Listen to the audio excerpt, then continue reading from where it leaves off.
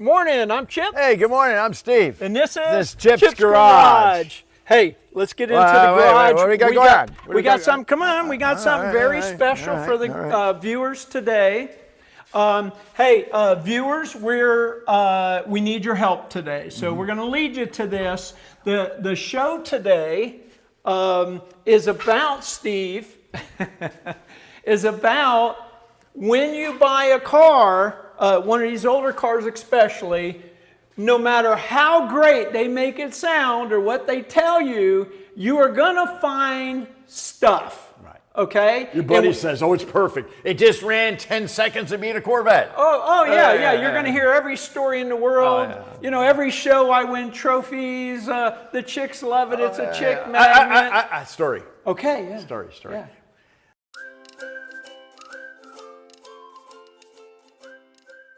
Remember the old days? The salesman used to say, hey, kid, come over here. Look at this muscle car. Yeah. Well, hey, I know what you're talking about. Come on Get over in the here. car. I know what you're talking about. Come over here. Yeah. You know, come over here. And kid, get in the car. Look at, isn't that a beautiful car in there? You know, the guy, raspy old salesman. And, oh, man, look at it. Oh, hey, start it up. Hey, start it up. And it's ticking and banging away. And, turn the radio up, son. You won't hear that. Oh, AM, AFF, and you got an FM radio, you know. Yeah. Look at the tech. Yeah, look at that guy. The guy just... While the engine's knocking like crazy, smoke's going out the back. A guy just did a burn on front. Oh, beautiful car. I'll tell you what, I'll give you $1,000 off today, son. That's funny. That's funny. That's a story. And that's how it happens, and that's what the show's going to be about today. Yeah. So that's really funny. And there was commercials like that back then, right? Hey, look them up on YouTube, right? People can Google it. But so here's a 70 Dart. And I had one of these in college. It's 340, it's got a 904 reverse valve body with a 8 3/4 rear end. Beautiful car, beautiful, everybody loves it. Beautiful paint, it's the electric blue off the new Dodge pickup truck. It's got the dual functional hood scoops. It's got the original rally wheels on it. It's got the air diverter under the front, the spoiler in the back. Beautiful car. Yeah. And you're not claiming it's original for the audience. Oh, no, but... Far from it. But it's close. It's a 60,000 mile car.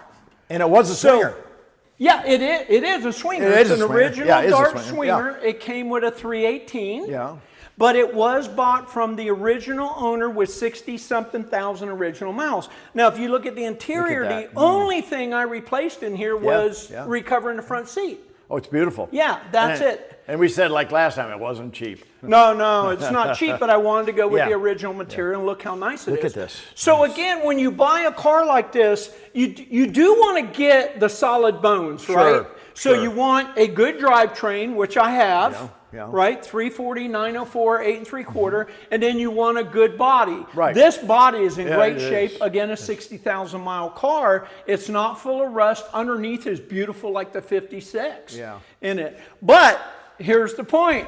We're going to run into stuff and find stuff, right? What do you say, 10 to 15% you budget yourself after you buy it? Oh, man, yeah. Or more. It depends where you want to go. But you bring up a good point, Steve. Take friends with you. Do your homework. For example, Google what are common problems with a 1970 Dart Swinger. Because it'll bring it up, right? Google will tell you, hey. Or chat. Or AI, whatever, right, any of that stuff. But it'll tell you, oh, they're known for these problems. Right. So know before you go look. Have a friend or somebody with you that's sort of even-keeled, right? Like you get more excited, I sort of stay down to earth a little more. And so together we make a good team, right? Right. You see the good things, but I'm like, well, wait a minute, Steve, let's look at this and look at this. So because you're excited, it's Christmas, I'm buying a 70 Dodge Dart Swinger that I had in college and I'm all excited, right? Well, I had a shop and people bring me by a car, look at it. And I always say, hey, there's a pig with lipstick on it, okay? Right. And I would say, not to be negative, but I'd say, well, you know, you're missing the lug nut. The mirror is not right. This is not, you know, and I start pointing out, well, you're pointing out too much. I said, but the thing is, to replace the mirror might cost you $200. Excellent. A set of lug nuts, $100. Or, and let's spend just one moment on that. That's $300-400 right there. Yeah, let's spend a moment on that since we're there and get under the hood here. But on parts, it's a good point. Sure. The parts you buy today are not nearly as good as the original. So if you can ever buy OEM parts, old school, new, what do they call it? New old school? New old stock. New old stock parts, OEM. buy them. Here's another thing. If you find new old school parts and you're going to keep your car, sometimes it's smart to buy 2 of them. Sure. You know what I mean? Because that's another thing. Prices aren't going down. No. Prices are going up. What were you telling me about earlier that the prices went way up on springs or something? Oh, the spring, like on front of your 32. Yeah. My buddy, my good friend gave me 2 sets. Yeah. And they're anywhere from $200 to $700 Yeah, springs. which is, and he gave me 2 sets. And it just keeps going up. The new stuff, my experience, and you guys can tell us, I would say 40%, maybe 50% of the new parts I buy are no good. I know. The tolerances are wrong. They don't work. It's crazy what's going on. So if you can buy old stock, do it. If you find something good, buy it. But maybe buy 2. Put one on the shelf for later because it's not getting any cheaper. Well, you're funny you're saying that. My 67 Camaro and my 50 Mercury, I could rebuild a lot of stuff like the switches. Right. You take them apart and they're bakelite and you file the points. That's all it is. Good. And I put it back together. If not, I glue it back together and use for another 50 years. Another great point. You know? If you can rebuild the old part or system, do it because it's better than what you're going to buy new. Yeah. It absolutely You is. see my attic full of parts, huh? Oh, yeah. What's going to happen when I die? They're going to hate like you this. You know I have one too. So look at this, and and we've talked about it. I should. Yeah. No, it's beautiful. From what you started, it's gorgeous. It was nice, beautiful when you started, but the setup you put with the covers and the air cleaner, I love that 340. I love that it's not a funky. We just added, if we can show the viewers here, we just added the fan trap. Yeah, because it had an open. Didn't see that. Yeah. It had an open fan on it because whoever changed the aluminum radiator, which was like that when I bought it, had an open fan. Very dangerous, guys. Don't do that. Plus, a shroud also helps you get more. Go ahead. I love stories. So I'm gonna have a Super Sport Chevelle, old one behind my house, and I'm trying to time it. I had an old plastic light, and I'm like this, and it didn't have a shroud.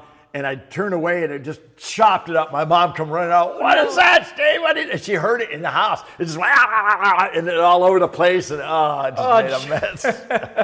Hey. Anyways, that was when we were kids. Yeah. Well. Hey, better than my finger. Yeah, better than your finger. And have a fan shroud. It also focuses the air right on the engine better. Yeah. So one thing, again, if we can show the viewers here, I have an overflow hose that comes down. And again, this is the way it was. Yeah. And there's a hole. This is how it would have been from the factory where it runs down. If we can look here, it runs down through. Yeah, I didn't see that. But in Florida heat, you get a little bit of...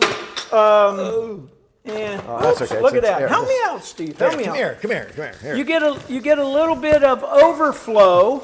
I know, it doesn't want to cooperate. So I bought an overflow can. Okay, good. And this overflow can will go right in here. Nice. And, it's black. It matches. It looks real good. It's not original, Chip. And I'll run the hose in there. And then that little bit, you don't want to go to a show or anywhere really, or your garage and just have a little bit of antifreeze on the ground. Plus, it's dangerous for animals if you don't know. Yeah. Right? Yeah, don't lick the antifreeze. Here, no, antifreeze. Yeah, I got it. Very dangerous. No, I'm just kidding, but this is nice. So everything we've talked about, beware when you buy a car, no matter how nice it is, no matter how much money you spend on it, no matter what the guy says about it, you're gonna find things. We talked about it, right? Well, very serious serious about it.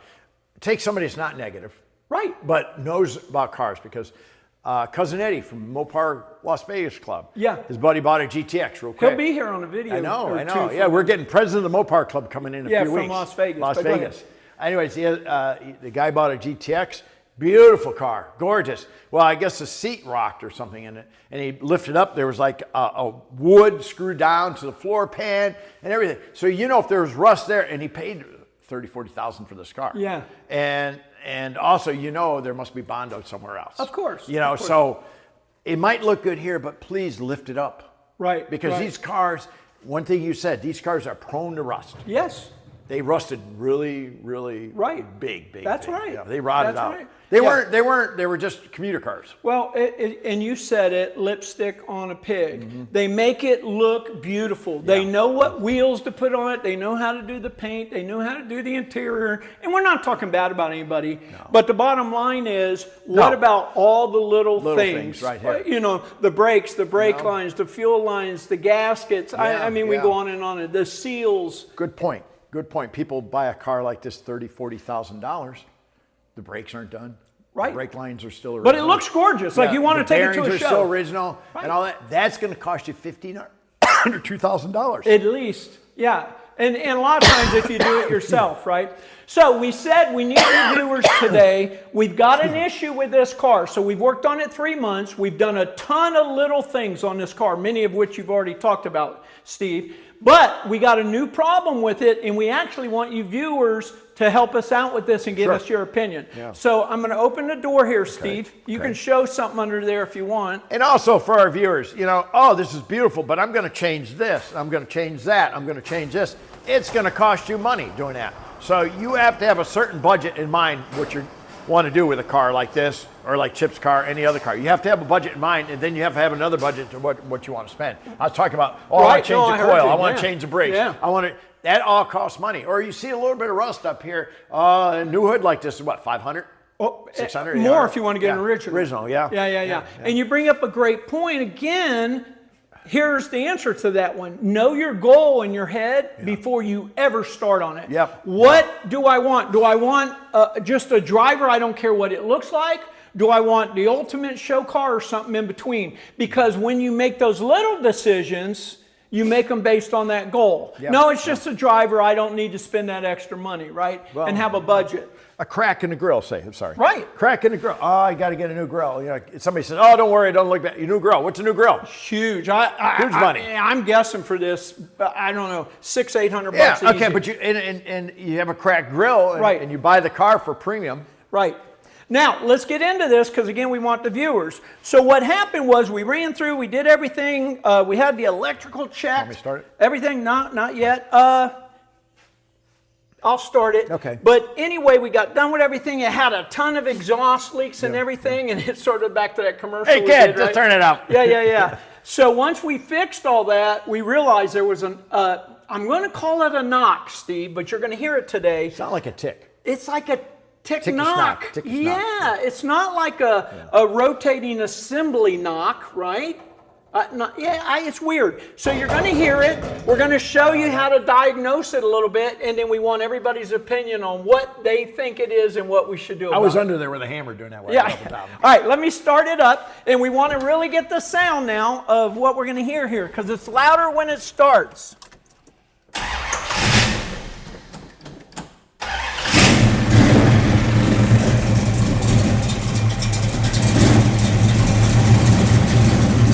Still sounds good. Up front. Can you hear it?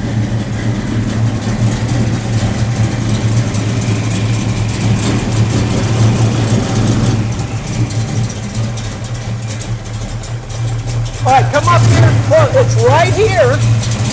It's right. It sounds to me like it's right on the front of the engine.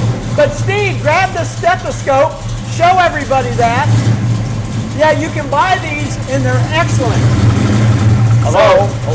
Here, you do it. All right. So what you do is you put these in like a doctor, and you go around and you touch it, and what you can hear where the noise. So you try a few areas.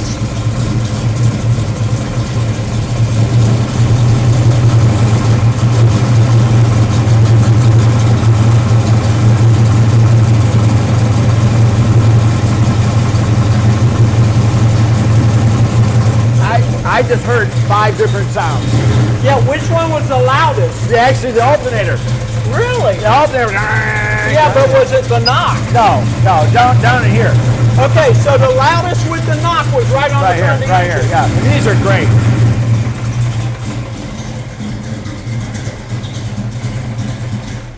Invest into one of these. Okay, so here's the thing, Steve. Go ahead. So yeah, absolutely, it's a lifesaver. And they're not expensive at all, like $20 or something, $30. Okay, so I'm gonna show you. I'm doing an old school trick. Okay, what are you doing? You could do this too. Oh yeah, the old school trick. You could do one of these. But the stethoscope. But you're right. I know. Well, you can also use a screwdriver. A screwdriver? Right, and put the screwdriver. Don't freak out. I got this back together. No, I got you. I just didn't know where you're headed with. So here's what we've done. So we did that. And we said, man, it really sounds like it's gotten better. Now I got to tell everybody, we thought it was the fuel pump because it's rattling inside the front timing chain cover. But it doesn't sound like the timing chain slapping, right? So we took the fuel pump out. The person put a stock fuel pump in this motor, which is not for a double roller timing chain. Yeah. So the arm on the fuel pump hit the timing chain and rubbed the arm and made the arm loose. So it was rattling. So we bought a good aftermarket high performance pump, put on there, which has an indentation on the arm for the double roller timing chain. Yep. So it clears, and it made it sound better, but it's still there. Now, so we think, and I always forget the name of it, there's a gear on the end of the cam that is for the fuel pump. Yeah. Do you know the name of it? Gear. Eccentric gear. Thank you. So we're thinking it may be a loose or worn eccentric gear at this point because it got better, but it's still there. Yeah. Now, my buddy Rick, who builds all my engines, Rick Pagan Performance, awesome guy.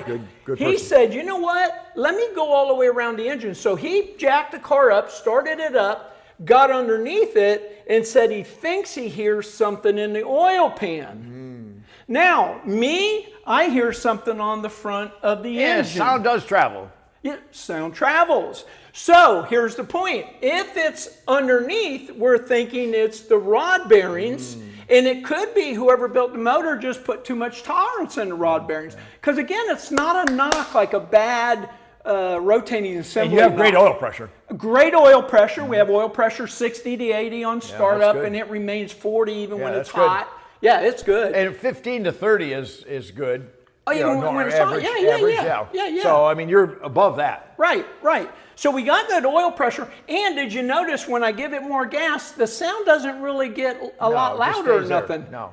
Yeah. So, up to you viewers. We want your opinions. What do you think? We've given you everything we know at this point. So either we tear the front of the motor off, at the timing chain cover, find out if it's the eccentric gear. If it is, great. Or we lift the engine up. I think we can do it without pulling the engine. Pull the oil pan off and check our piston rod bearings. Viewers, let's get a Hellcat motor in here. Okay, yeah, let's just take not going to happen. I like an LS1 in here. How's that? Or a Coyote? You know me. I love the 340. I'm day two old school. Yeah, 340s are great. Day two old school. Okay, we want your opinions. Right? Be nice. Yes. We're just trying to help people and have fun here. We don't claim to be the greatest, greatest experts in the world. We're learning all the time.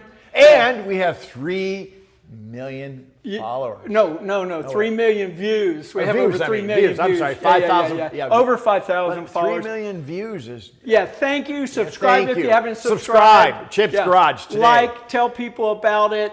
I'm Chip. I'm Steve. And this is Chip's Garage.